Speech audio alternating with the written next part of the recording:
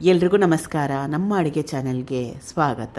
ಇವತ್ತಿನ ವಿಶೇಷ ಸಾರಿನ ರೆಸಿಪಿ ಸೂಪರ್ ಸಿಂಪಲ್ ಆಗಿರೋ ಬೇಗ ಮಾಡ್ಕೊಳ್ಳೋ ಅಂತ ಸಾರಿನ ರೆಸಿಪಿ ತೊಗರಿ ಬೇಳೆ ಹುಳಿ ತೊವೆ ಸಾರು. ಬಿಸಿ ಅನ್ನದ ಜೊತೆಗೆ ತುಂಬಾನೇ ಟೇಸ್ಟಿ ಆಗಿರುತ್ತೆ. ಯಾವುದೇ ರೀತಿಯ ತರಕಾರಿ ಬೇಕಾಗಿಲ್ಲ, ಟೊಮೆಟೊ ಈರುಳ್ಳಿ ಯಾವುದು ಕೂಡ ಬೇಡ. ಟ್ರೈ ಮಾಡಿ ನೋಡಿ. ಮೊದಲನೇ ಸ್ಟೆಪ್ ಅಲ್ಲಿ ಬಾಣಲೆ ಇಟ್ಕೊಂಡಿದ್ದೀನಿ.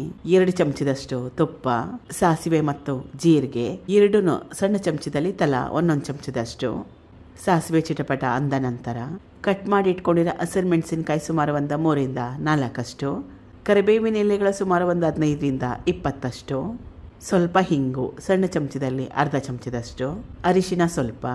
ಈ ಪದಾರ್ಥಗಳನ್ನ ಹಾಕೊಂಡ್ಮೇಲೆ ಸುಮಾರು 30-40 ಸೆಕೆಂಡ್ ಅಷ್ಟು ಬಿಸಿ ಮಾಡ್ಕೋಬೇಕು. ಇದಕ್ಕೆ ಮೊದಲೇ ಬೇಯಿಸಿಟ್ಕೊಂಡಿರೋ ತೊಗರಿ ಬೇಳೆನ ಸೇರಿಸ್ಕೊತಾ ಇದ್ದೀನಿ. ಸುಮಾರು 100 ಗ್ರಾಮ್ಸ್ ಅಷ್ಟು ತೊಗರಿ ಬೇಳೆನ ಉಪಯೋಗ ಮಾಡಿದ್ದೆ. ತೊಗರಿ ಬೇಳೆನ ಮೊದಲು ಚೆನ್ನಾಗಿ ತೊಳೆದು ಕುಕ್ಕರಲ್ಲಿ ಸುಮಾರು 2-3 ಸೀಟಿ ಕೂಗಿಸ್ಕೊಂಡಿದ್ದೆ. ತೊಗರಿ ಬೇಳೆ ಚೆನ್ನಾಗಿ ನುಣ್ಣಗಾಗ್ಬಿಡ್ಬೇಕು, ಮೆತ್ತಗಾಗ್ಬಿಡ್ಬೇಕು, ಅಲ್ಲಿವರೆಗೂ ಬೇಯಿಸ್ಕೋಬೇಕು. 3 ಸೀಟಿ ಕೂಗಿಸ್ಕೊಂಡ್ರೆ ಸಾಕಾಗತ್ತೆ.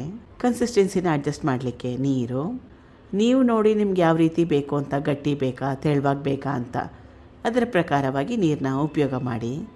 ನಾನು ಗಟ್ಟಿಯಾಗೂ ಮಾಡ್ಕೊಳ್ತಾ ಇಲ್ಲ, ತೆಳುವಾಗೂ ಮಾಡ್ಕೊಳ್ತಾ ಇಲ್ಲ, ಮೀಡಿಯಮ್ ಆಗಿ ಮಾಡ್ಕೊಳ್ತಾ ಇದ್ದೀನಿ. ರುಚಿಗೆ ತಕ್ಕಷ್ಟು ಉಪ್ಪು. ಈಗ ಇದನ್ನು ಚೆನ್ನಾಗಿ ಕುದಿಸ್ಕೋಬೇಕು ಕಲಿಸ್ಕೊಂಡು. ಈಗ ರುಚಿಕರವಾಗಿರೋಂಥ ತೊಗರಿಬೇಳೆ ಹುಳಿ ತೊವ್ವೆ ಸಾರು ರೆಡಿಯಾಗಿದೆ. ಚೆನ್ನಾಗಿ ಕುದೀತಾ ಇದೆ.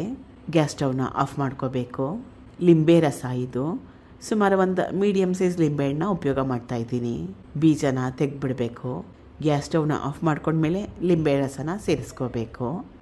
ಲಿಂಬೆ ರಸ ಹಾಕೊಂಡ್ಮೇಲೆ ಮತ್ತೊಮ್ಮೆ ಕುದಿಸ್ಕೊಳ್ಳೋ ಅವಶ್ಯಕತೆ ಏನಿಲ್ಲ.